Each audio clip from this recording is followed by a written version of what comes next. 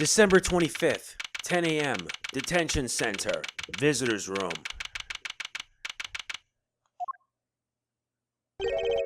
Hey, it's Miss Bound. Oh, Mr. Fender, Mr. Edgeworth. I'm so sorry about what happened yesterday. She looks rather tired. Has Mr. Von Karma finished interrogating you?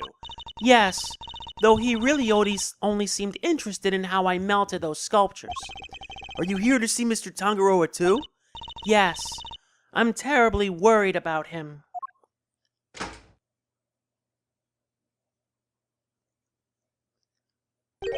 Detective Bad, what are you doing back there? Oh, just happened to be here. I'll be heading back to the scene soon. Not sure how anyone just happens to be at a detention center, but okay. Good morning. Mr. Tangaroa, what happened to you? Oh no. Samson, what did they do to you? They didn't seem to want to let me sleep. I had no idea interrogations could be so involved. Sorry if I seem distracted. I think I'm a little tired. They're not letting you sleep? That's not police work. That's torture. What's going on here, Detective Bad? I'm not the one doing the interviewing. It's the guy they put on the case before me. I like Von Karma's methods about as much as you do, which is why I'm doing what I can to help. It was Detective Bad who got me out of there. I'd still be in that interrogation room right now if it weren't for him. Detective Bad really is trying to look out for Mr. Tangaroa in his own way, it seems. Alright, Eddie. Let's share yesterday's findings with Mr. Tangaroa. You got it, Mr. E. My notepad's at the ready. Mr. Tangaroa, we found out quite a bit if you'd like to hear it. Of course, thank you. Are you alright, Mr. Tangaroa? You seem kinda spaced out. I'm fine, I think my blood sugar might be running a little low. Samson! Do we have anything that might give him a little energy boost? Actually, we do. Huh? Is that chocolate? For me? Oh, those are the chocolates I wish I could just give them to you, Mr. Tangaroa, but the rules here don't exactly allow me to do so. Oh, that's a shame. But rules are rules, I suppose. There must be some way we can hand them to him. I hope Detective Bad is noting the meaningful looks in his direction. Let me take a look at them. If they seem legit, I might consider passing them on to suspect.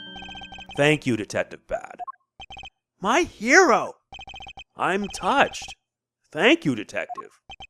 Yeah, whatever. Just sit tight.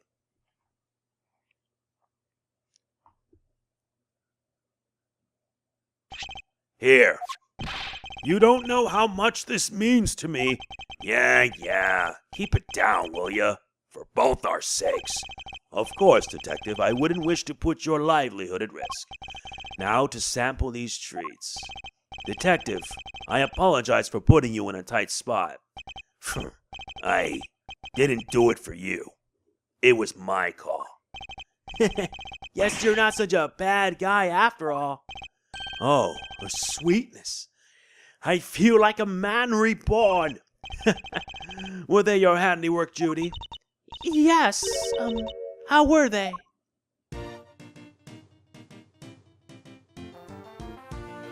Feel them melt. Soft and smooth. Chocolate that'll comfort and soothe. Ear to ear. Head to toe. Smile and savor the taste as it flows. delicious. They're not exactly beautiful, but they're sweet and oh so flavorful. Thank you, Judy. I'm so glad you like them. And I'm glad you're back to your old self. My apologies, friends. The food they serve here is just so flavorless. Between that and the lack of sleep, I was about ready to collapse from sheer despair. Wow, is the food here really all that bad? Just the usual. French fries, ham sandwich, stuff like that. Yes, and yet I couldn't taste a thing. Anyway, I'm heading back to the scene. Before you go, Detective, do you have any new information to share? Oh yeah, you were right about the victim's identity. Frost worked as a sculptor in France, where he was known as Paul Halik. Artie Frost? Was Paul Halik? I never would have imagined. Poor Mr. Halik.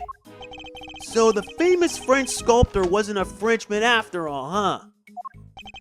This all would certainly explain why Mr. Halik was such a recluse and refused to show his face in public.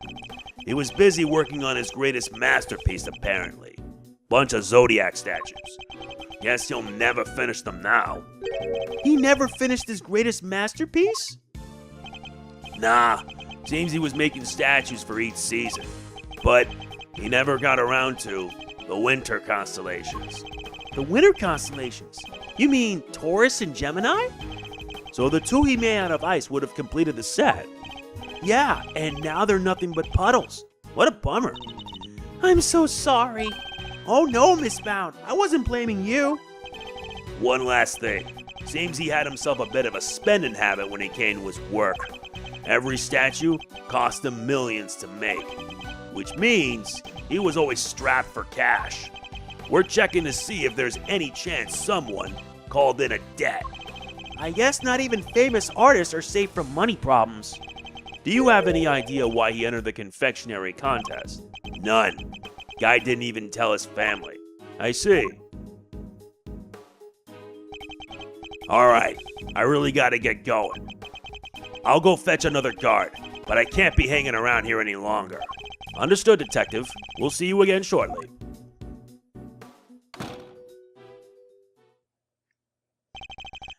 He's a good man.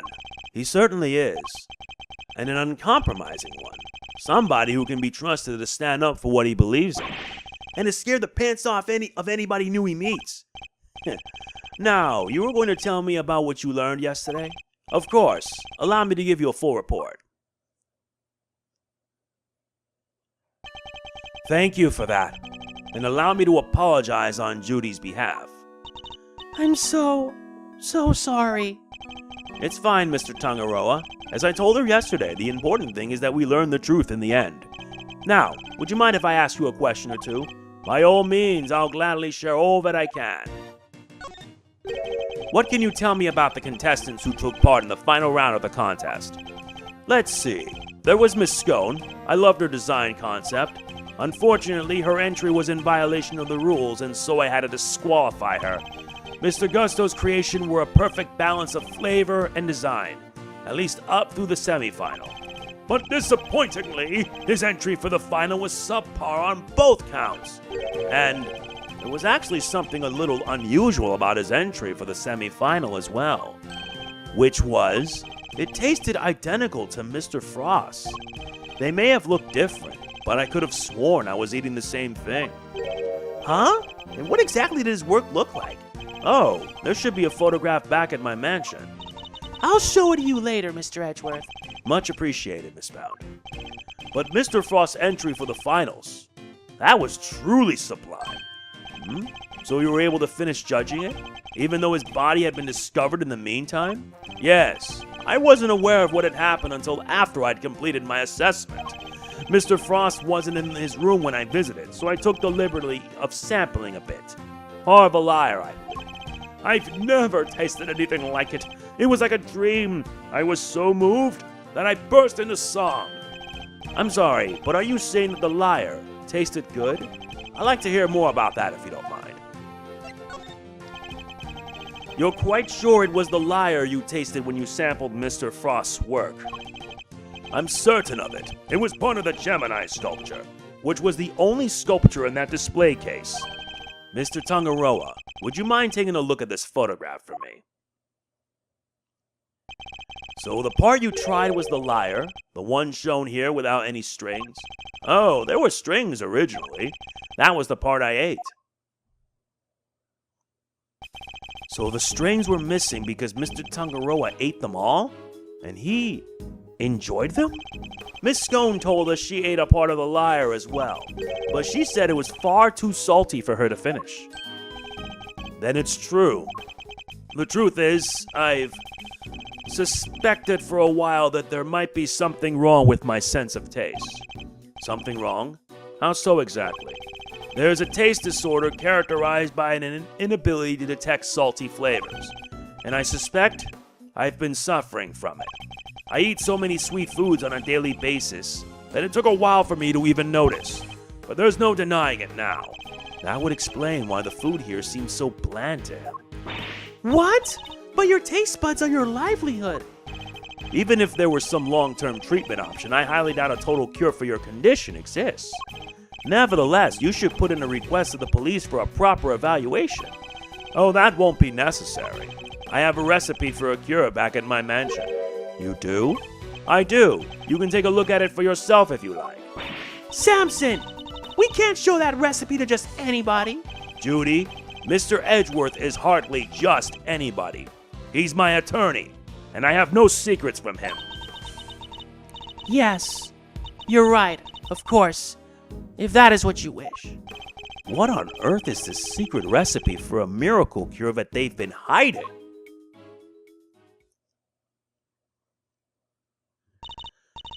Well, I suppose I should be getting back. All right, we'll be right behind you. Judy? Yes, Samson? There's more to life than just me. Please, Judy, think about the life you want to live, because I won't always be around. Don't say that. Without you, I don't have a life to live. So I'll be waiting, right there at the mansion, until you come home. Now, if you'll excuse me. Wait! Miss Bound! Judy. Whoa, she seemed really upset. I thought I saw tears in her eyes. Why'd you even say all that to her? Because I worry about her. She can't keep putting my needs ahead of her own. What do you mean? The Halik collection, the candy making. It's all because she thinks these things will make me happy. She never thinks about what she wants, what she likes. I just want her to be her own person and to choose her own destiny. The last thing I want is for her to miss out on all that life has to offer because of me. I guess that makes sense.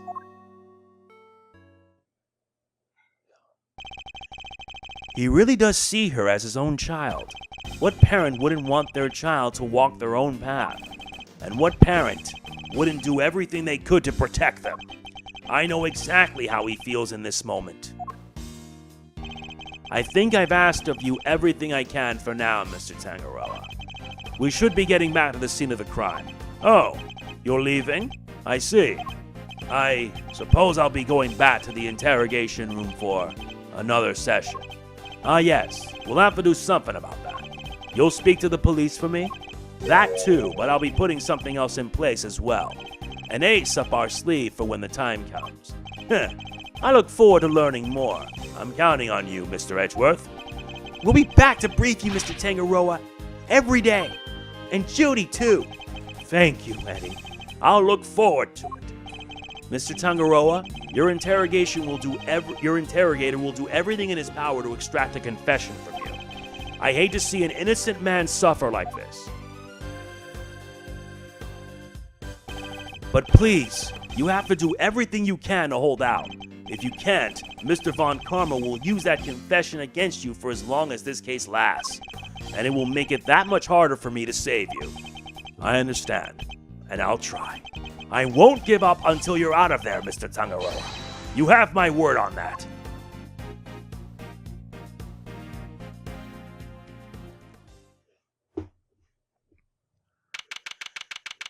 December 25th, 11:03 a.m.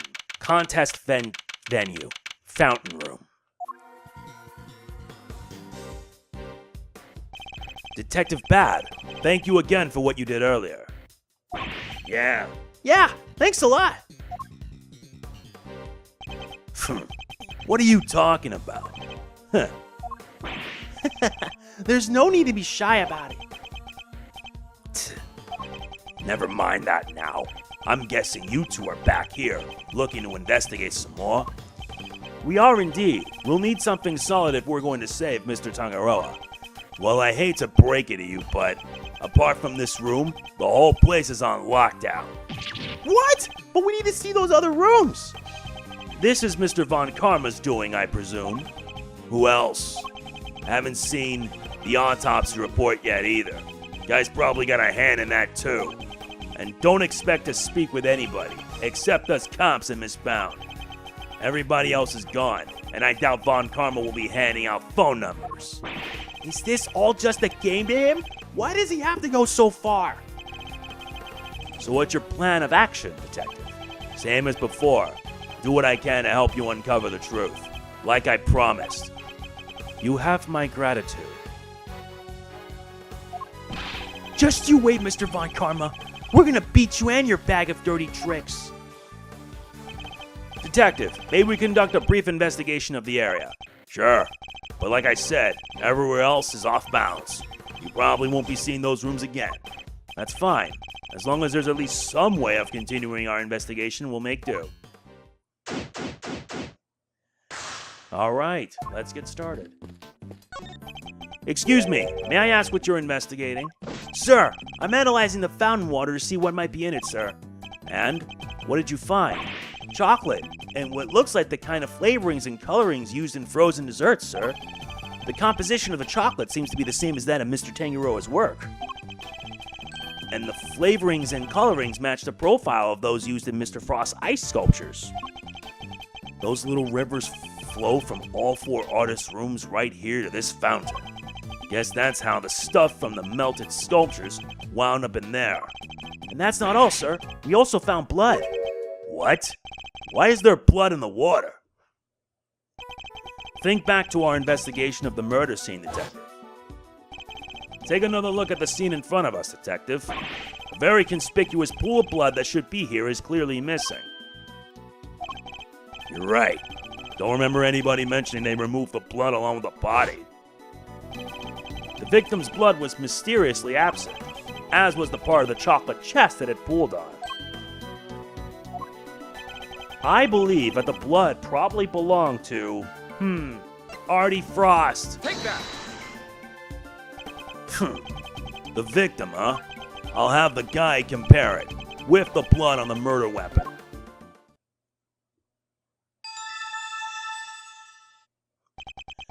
It's a match. The blood in the fountain is Frost. But why would someone want to send the victim's blood downstream and into the fountain like this?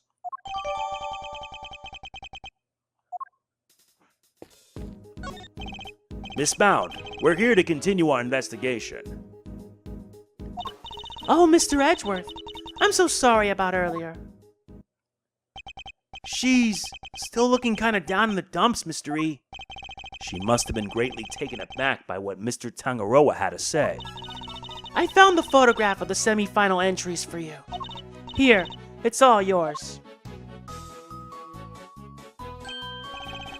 Wow, Miss Scone sure knows how to make a cute cake. Yes, Samson loved her design for that one. And he loved the designs and flavors of Mr. Gusto and Mr. Frost's entries too. Only problem was, as Samson mentioned earlier, they tasted exactly the same. However, their respective entries for the final tasted nothing alike, it seems. Was there anything else of note that changed between the semifinal and the final? Nothing major, but I guess there was one thing. Mr. Gusto's son was always here with him throughout the contest, but he was nowhere to be seen during the final. Why would his son come and hang out at a contest venue of all places? You sure you're happy for us to keep hold of this? Of course. I hope it helps with your investigation. Oh, and I also have the book containing the recipe for the cure Samson mentioned. We've seen this book before. It was in the chocolate frame in Tangaroa's room. That's right. He put it on display there so that everybody could see the grand prize. What? The cure is in the ultimate cookbook? So it's not a book of dessert recipes, I take it? Oh no, we told the contestants, of course, but I guess nobody told you yet. So the contestants all knew what the ultimate cookbook was this whole time.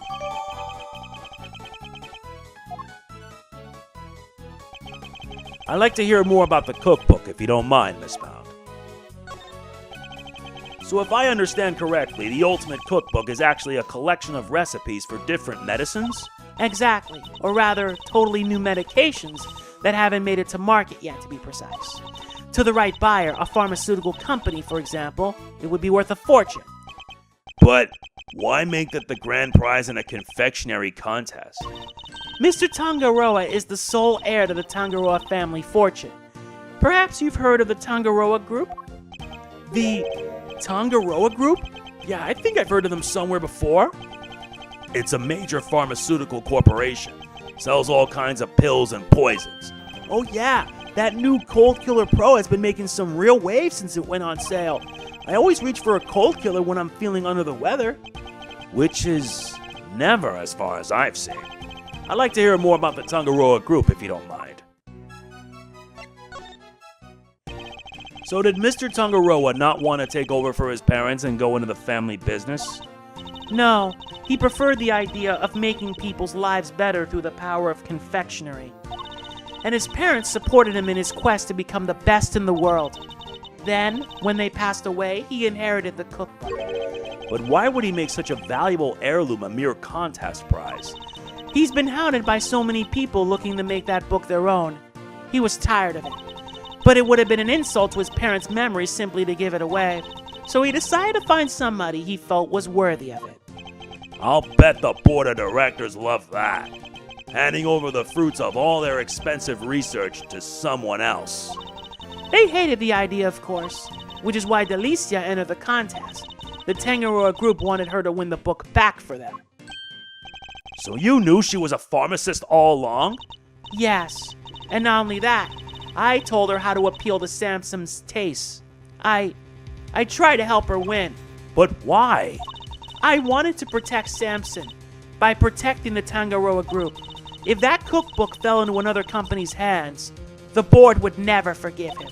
So I wanted to find a way to keep it with the company, but in a way that Samson couldn't object to. So that's how Miss Skull managed to make it so far in a contest she had no business taking part in. But Miss Skull wasn't the only one pretending, was she? Mr. Frost wasn't really a confectioner either. And he still made it all the way to the final just like she did. Not bad. Yes, it's unbelievable, isn't it? Such a talented sculptor and a gifted crafter of desserts, too. Gifted indeed, judging by the standard of his work in the final. But how did one man produce pieces of that size and quality in such a short period of time? I'm not sure I have much more to tell you, but if there's anything else I can help you with, I'd be happy to, of course. She's certainly very keen to ensure that she does all she can for Mr. Tangaroa. I could certainly use a cup of the tea you made us yesterday if you wouldn't mind. I think that might help move the investigation along nicely. Ooh, I'll have some too. Your tea is to die for, Miss Bound.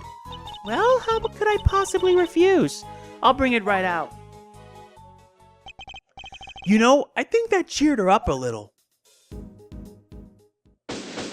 Investigation complete. We've learned a little more about the contest participants, but there's still one question involving Mr. Gusto for which we will never get an answer. Nothing at all, Mr. Gusto? You went into Mr. Frost's room, didn't you? Perhaps you could tell us why? Sure, I was... Objection. Silence! You are not to give the attorney even the tiniest shred of information. What was he doing in Mr. Frost's room? And that's not all. I also have questions about the work he submitted for the semifinals. A confectioner who admits to lacking design sense, and a sculptor with it in spades. Mr. Gusto could not have hoped to win such a high-level contest by himself. which is why I'm beginning to wonder if there was some sort of connection between him and Mr. Frost. Detective, I need to ask Mr. Gusto a few more questions. His story still doesn't quite add up for me. Me neither. We need to figure out how to get in touch with him. Oh, do you now? Manfred!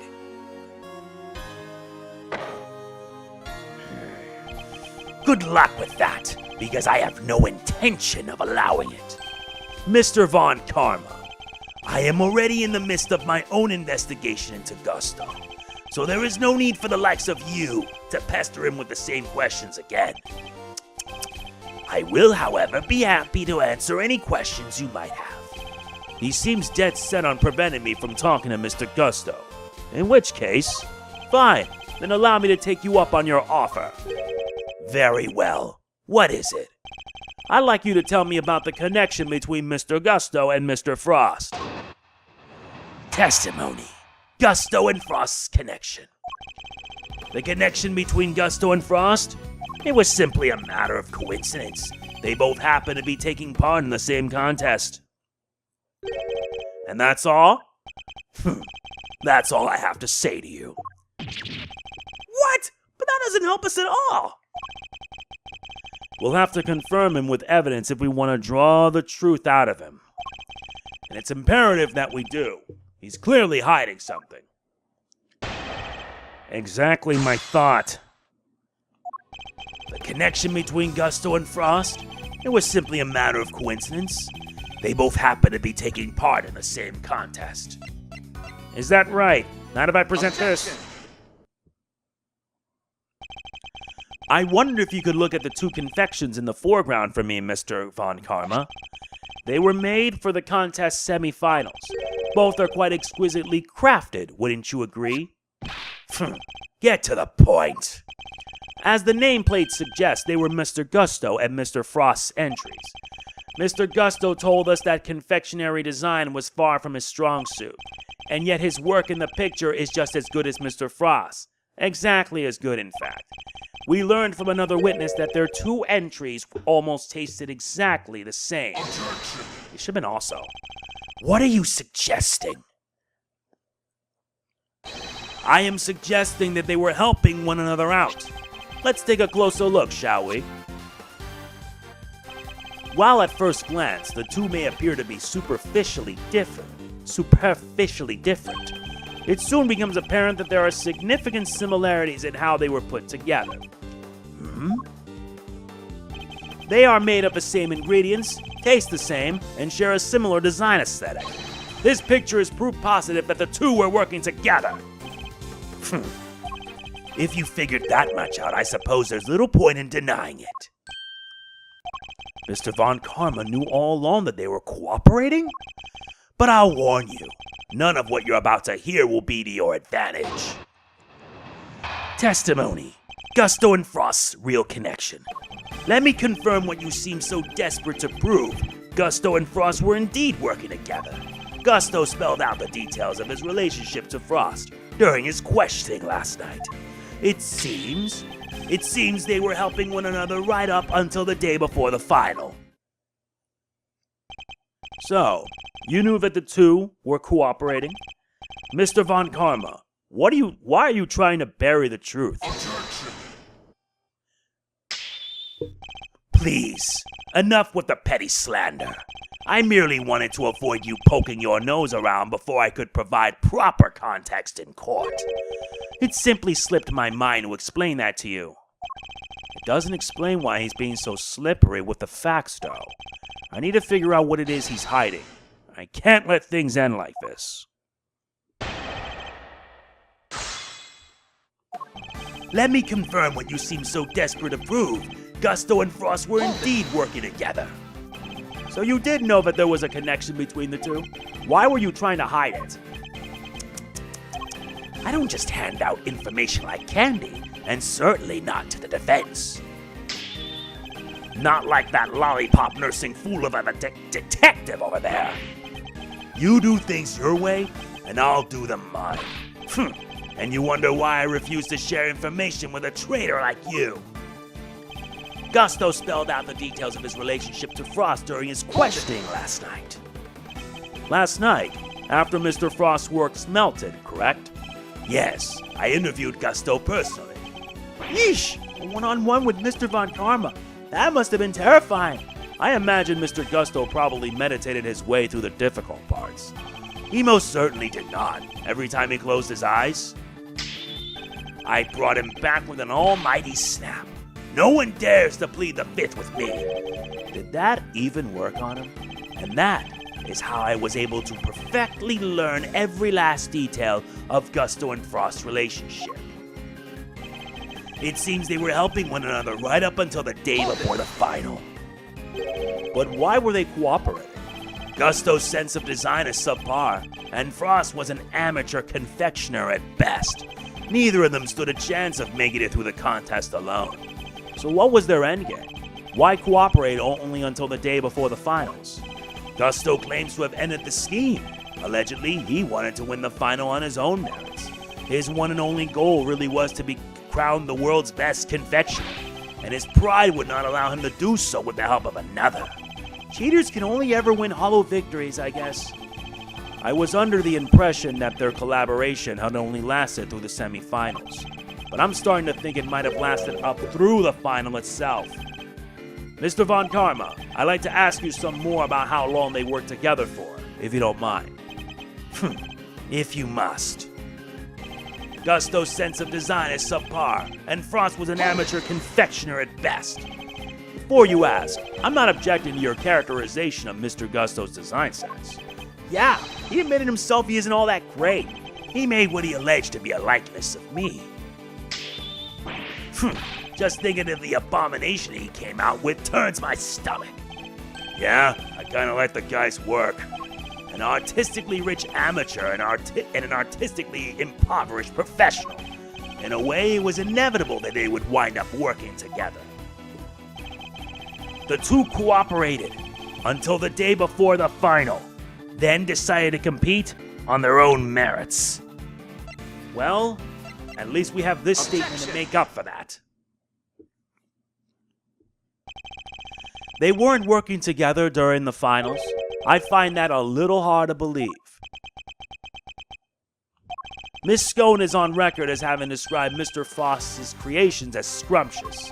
And while he was certainly skilled, I doubt even he could have become a world-class confectioner overnight.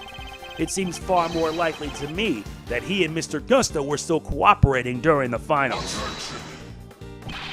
How many times must I explain this to you? Assertions require proof, and one's entirely subjective statement is not proof of anything. Besides, even amateurs can occasionally make delicious food. Perhaps Frost was simply lucky. My wife, for example, is an amateur whose cooking puts first-class chefs to shame. How is that not an entirely subjective statement? Furthermore, you are ignoring another crucial part of the pharmacist's testimony. Namely, that she also describes some of Frost's work as having been unbearably salty. In other words, your evidence actually shows that Frost failed to produce that perfect confectionery.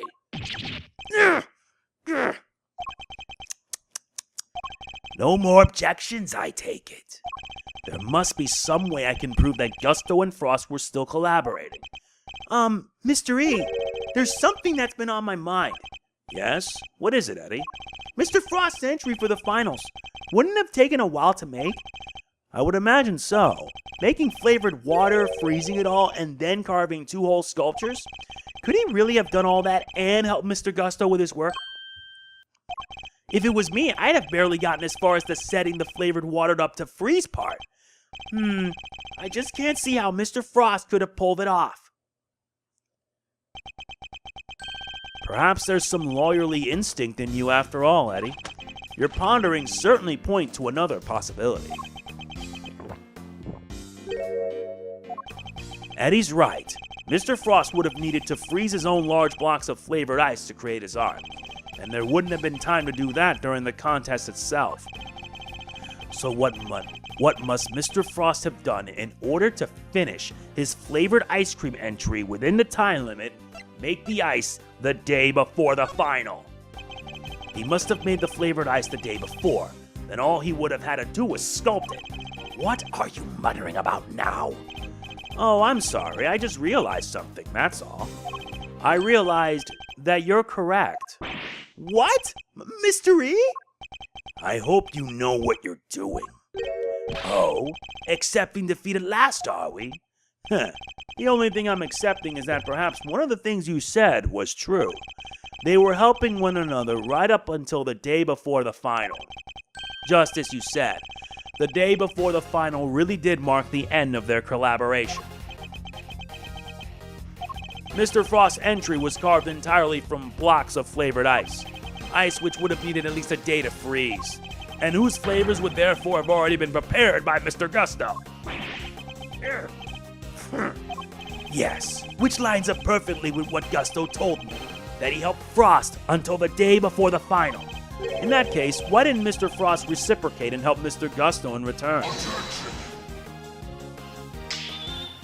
I can hardly be expected to read the minds of the dead. Objection! Perhaps not, but I imagine Mr. Gusto could tell us. So why don't you let us speak with him? Or do you still insist your interrogation was as thorough as you claim? How dare you call my methods into question? That's not my intention. I just don't understand why you would obstruct a perfectly valid line of inquiry. Give me one good reason as to why you're keeping Mr. Gusto from me. One good reason? Certainly.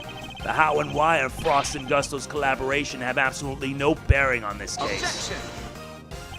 How can you possibly say that with any certainty? If their relationship had broken down for some reason, that could very well have been the motive behind this murder. Could it indeed? Then why did Gusto himself tell me all about it? Why did the man you seem so keen on accusing share the details of his collaboration with the prosecution? Please tell me you have some proof to back up your preposterous suspicions this time. Mr. Gusto only acted suspiciously one time that we know of, and I imagine Mr. Von Karma is aware of exactly what that suspicious action was.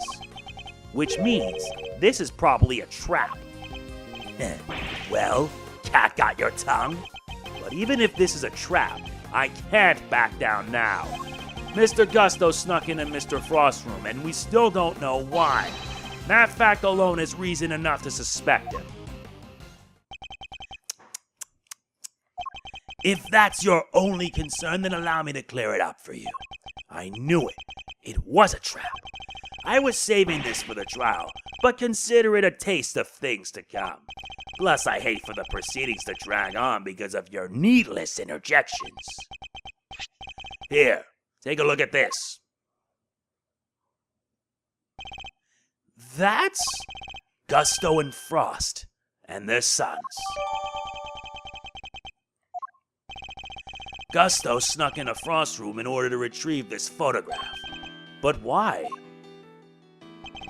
It seems their sons attended the same elementary school. Gusto was concerned that the fact of Mr. Frost and his acquaintance might place him under undue suspicion.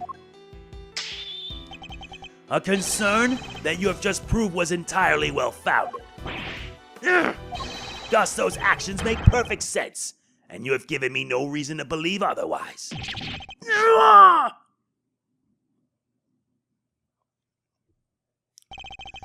He's never gonna let me talk to Mr. Gusto.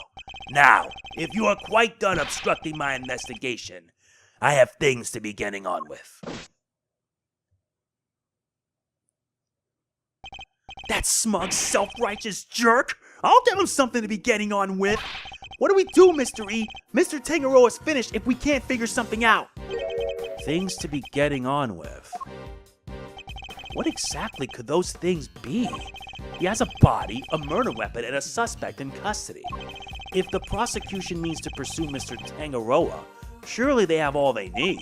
So why is Mr. Von Karma still investigating the scene of the crime? Something on your mind, Mr. E? We're missing something. Something important. Mr. Von Karma has everything he needs to proceed with the prosecution of Mr. Tangaroa, and yet he still doesn't seem entirely confident of his case. If he was, why refuse to share information with Detective Bad? Who else? Haven't seen the autopsy report yet either. Guys probably got a hand in that too. In addition, we still haven't solved the mystery of what happened to the evidence that went missing. Take another look at the scene in front of us, Detective. A very conspicuous pool of blood that should be here is clearly missing. You're right. Don't remember anybody mentioning they removed the blood along with the body. Evidence that turned up not in Mr. Tangaroa's room, but in a most unusual place. It's a match. The blood in the fountain is Frost's. So there were no traces of Mr. Frost's blood left in Mr. Tangaroa's room. Yet we found some in the fountain instead. Why? Time to connect. Blood in the fountain with missing victim's blood.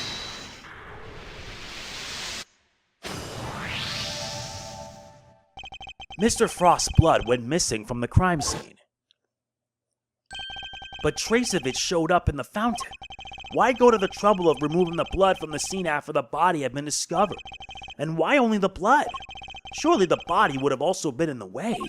Wait, could someone have moved the body aside to get the blood? This could explain why there's no autopsy report either.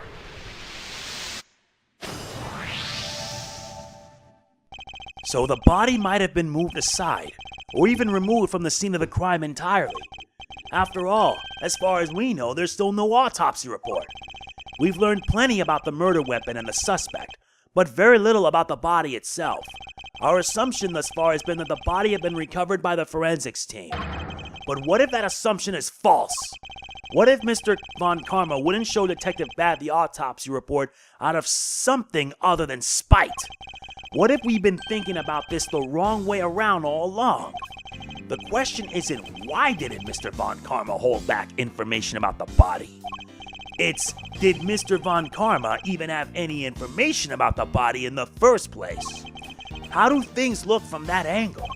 Perhaps the body hadn't been removed by the police in order to carry out an autopsy. Perhaps it had already been removed and hidden away by the culprit before their arrival. Mr. E? We've both heard the rumors about Mr. Von Karma's questionable methods. Fabricated witness statements, shady deals, forged evidence even. Sure, everybody's heard that stuff, but what's that got to do with us right now? I would never judge a person on the basis of rumors alone. Even Mr. Von Karma, I've tried my best not to let my preconceptions color our interactions with him. Nonetheless, it appears he may indeed be willing to twist the truth to his own ends. Twist the truth? You mean he's been playing dirty? I fear he might have been, and still is. And I'm not about to let him get away with it.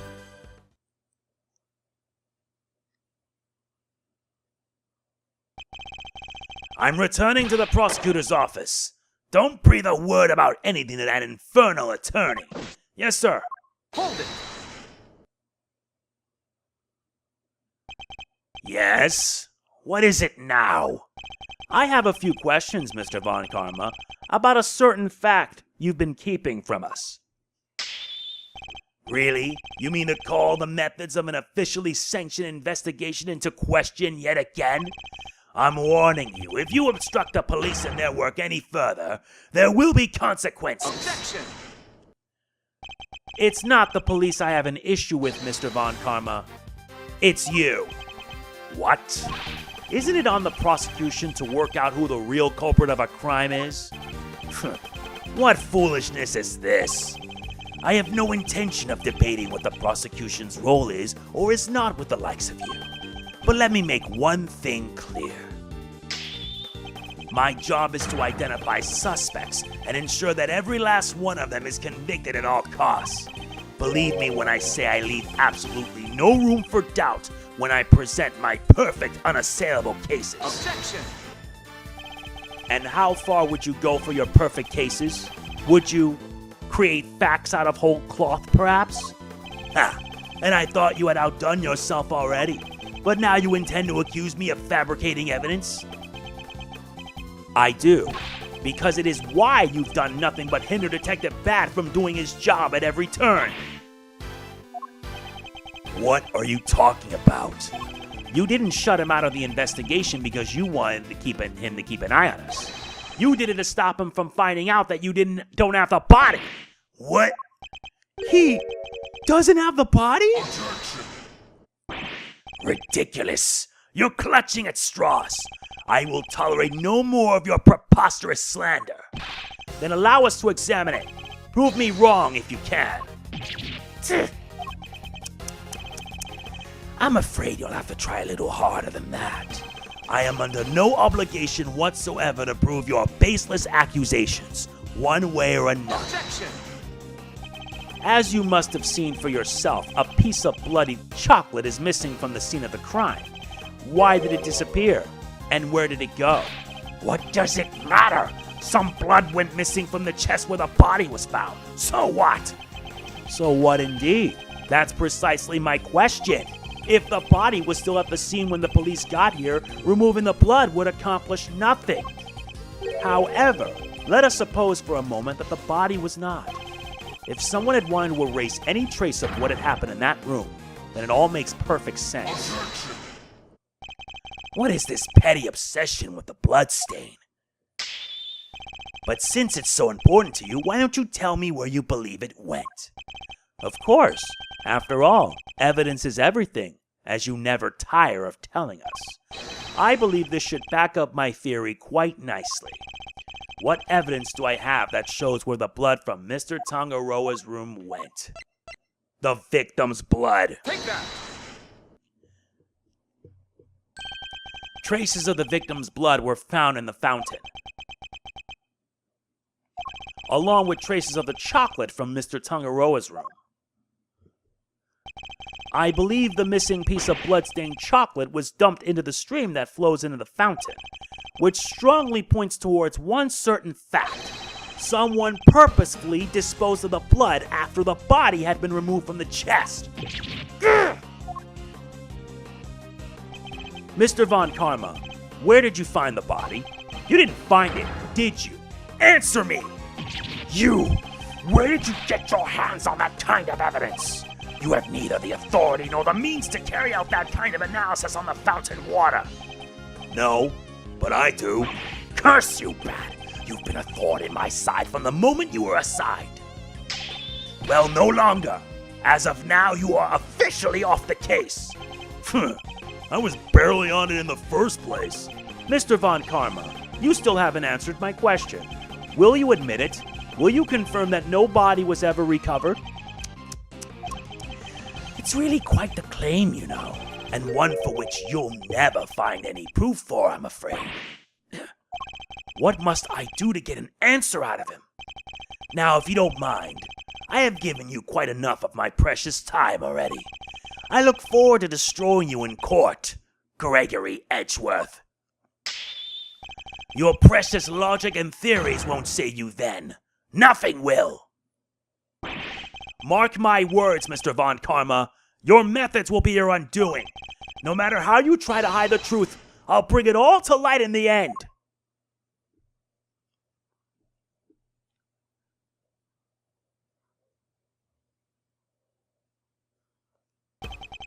Forgive me, Detective. I didn't mean to put you in a difficult position. Don't sweat it. It was always gonna end this way. Honestly, nobody's ever sidelined me the way he did before. First time for everything, huh?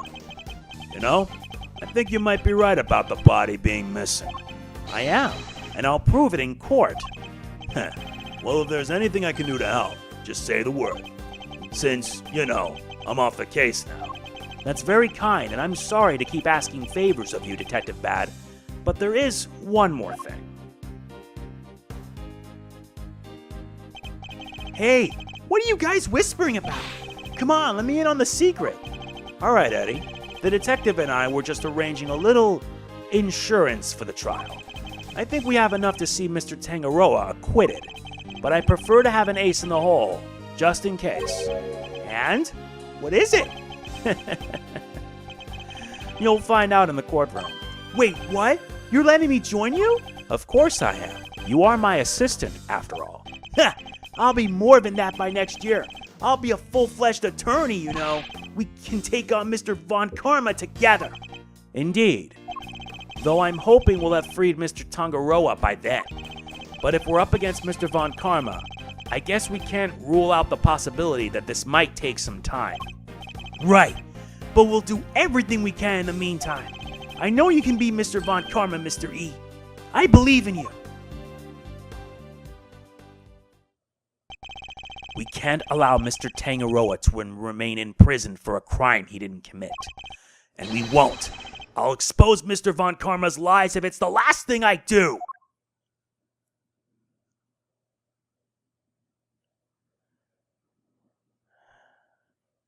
And just like that, our time in the past has come to a close. From here on out, we're now back in the present. And now we must solve this case that was left unsolved all those years ago. Because if you're wondering, IS-7 leads to DL-6. So you can tell that this game is much bigger than you think it is. There's a reason why I like this game more than the first. If you enjoyed this, please be sure to hit the like button. It means a lot. Please don't forget to like, comment, share, subscribe, and click the bell. And I will see you then. This is MegamanNG signing off. Peace out. Product provided by Capcom.